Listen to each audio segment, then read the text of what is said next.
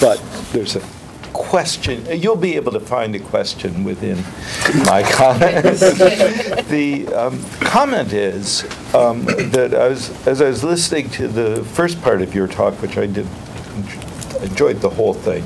The first part, I felt that what was missing amongst your list of who, what, why, where, and when was anything instrumental.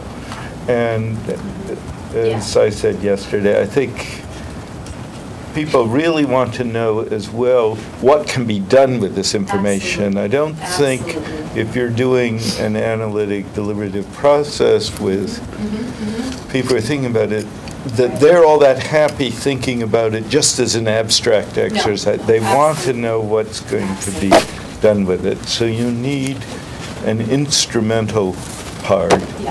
And I thought the second part of your talk, where you're talking about oversight models, is one route for doing it. I mean, defining oversight is at least one instrumental activity. But I think sort of looking forward as you're building this, you do want to integrate those two pieces. Exactly. So thank you for making that connection, because I agree with it, and I think it needs to be, the two need to be more integrated. I thought that the one place that the instruments, and you're talking to instruments of risk mitigation in a sense, how do people mitigate their own risk, and how does the government or overseers mitigate the risk? How to mitigate risk if you don't know what the risk is, but you still act or fail to act in a variety of ways. I think that mental model, the visualization, I really, you know, the influence diagrams and visually showing the points where that how and what can you do might come in. But then there's broader questions about what can be done as well. You know, there's political questions. What can I do to mobilize people to put pressure on my legislators to do something about this, or how can I get my city to pass an ordinance to regulate nanomaterials? So they may not fit neatly within that influence diagram framework, but when you get to the details of risk assessment and what can you do to mitigate risk, I think they would. But then we'd have to have some overarching kind of questions about what can I do, what can we do as a society, what can our communities do. So that's a very good point. I hadn't, it's not included in my list, and I should include it. That's a very good point. It's just a first stab at, you know, kind of framing risk assessment more than analysis, really, even issues into those questions. Any questions? John. I'm not sure if I have a comment or a question, or both. I'll just start talking, and then I'll let you figure out what it is that I'm trying to say. Well, two things. One is you started to, in your oversight part, you did address the idea of process dependency. Oh, absolutely. But in the risk part, you focused on product dependency, and I was wondering if there might also be a link in the process dependency to be made up in the risk side, less than the process of nanotechnology or process of communication. Nano. Yeah. Yeah. So that's just one observation. Oh, absolutely, and I give an entirely different talk on sort of in this book chapter. I argue that you have to do both. You have to talk about the individual products, but you also have to talk about what makes nanotechnology special or unique. What's the process of it? And it's really, you know, there you have the surface area, the unique characteristics of the particles, physical, chemical reactivity, but you also have what is the whole social and political structure of the science around nanotechnology as well that you could bring into that, and risk analysis for nanomaterials. So I completely agree with you that should be considered in that discussion as well. Well, if I can follow up there. It just, I want other communities who haven't been through that product versus process debate with GAOs to recognize that you can't just talk always about nanotechnology as one big thing. Right. At some point you're going to have to get down to individual products and what they do, because nano is not one big thing. I think we recognize that in this room. I just wanted to make that point. That doesn't mean that you can't talk process either, though. Sure.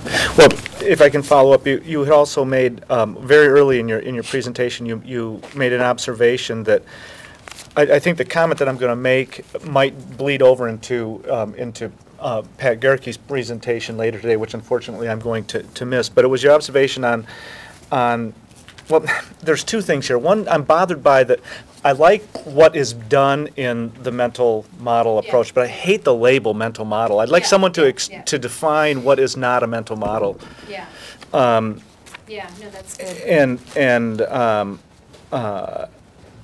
But the other observation of multiple publics, and the idea that there are, that publics might be defined as bounded groups in one hand, whether by demographic criteria or perhaps social context. Right. But there's another way, and this is what I was talking about yesterday with Boltanski and Thévenot, where they talk about worlds of justification, and this is kind of the idea of a conceptual space through which different configurations of people pass, and so that's another way of thinking, another dimension about thinking.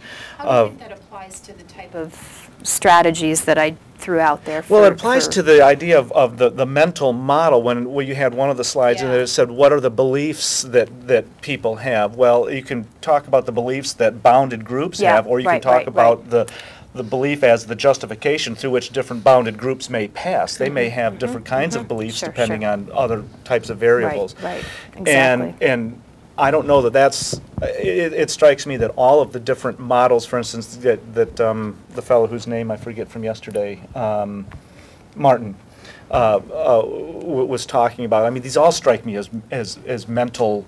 I don't see where one can take out cognition or knowing or any kind of mental activity and say that it's a model of risk perception that is somehow. I mean, perception begs the question of I mean, it's a mental model. I like the proceduralism behind it, but I just wish there was a different label, if label is can use necessary. Influence diagrams based on people's mental conceptions of the problem. Yeah. Anyway. But I don't like influence diagrams either, because that implies that you're trying to influence things through it. I think the idea is that there's perceptions that we're dealing with perceptions that relate to beliefs or conceptions of what constitutes a risk. So taking a step back even further from perception, so maybe risk conception is gets at this, and by saying that you can focus on the concept or the justification from a Boltanski and Thévenot perspective, or you can focus on the bounded group, however bounded, again, be it by social context or by demographic criteria or whatnot. Right. No, that's good. I liked your comment yesterday about people, and the way I interpret it in my mind was moving through different spaces of groups, kind of a random motion sort of thing, where one time they're moving through these different beliefs, not necessarily groups with distinct boundaries. And so how would that affect a mental models approach, I think, is a really good question that I don't have the answer to, but would be something that we could try to grapple with. Martin's presentation yesterday, I mean, he's had the cultural theory, cultural cognition, which he distinguished from a mental models approach. And as I understand it, the cultural theory stuff it's the quintessential mental model. I mean, I think the nice thing about mental models, and which is why I'm interested in system dynamics as well, is it's more as an engagement tool than actually trying to say that this is what people believe. And so it could be more of a public engagement strategy where you have, the draft diagram. This is what we think you believe, based on our surveys and our focus groups and what have you. And then getting people in the room and saying, do you all agree with this or not? And then somebody might say, well, there's another box here. And, I think that this is important. And then somebody else might say, I don't think that that's connected to that. I think that, it's connected to something else. And so I see system dynamics, which is something I'm exploring right now, and mental model approaches as more engagement tools than research tools. Did that make sense? And I also see them as more engagement tools in the structuring of individual studies and information.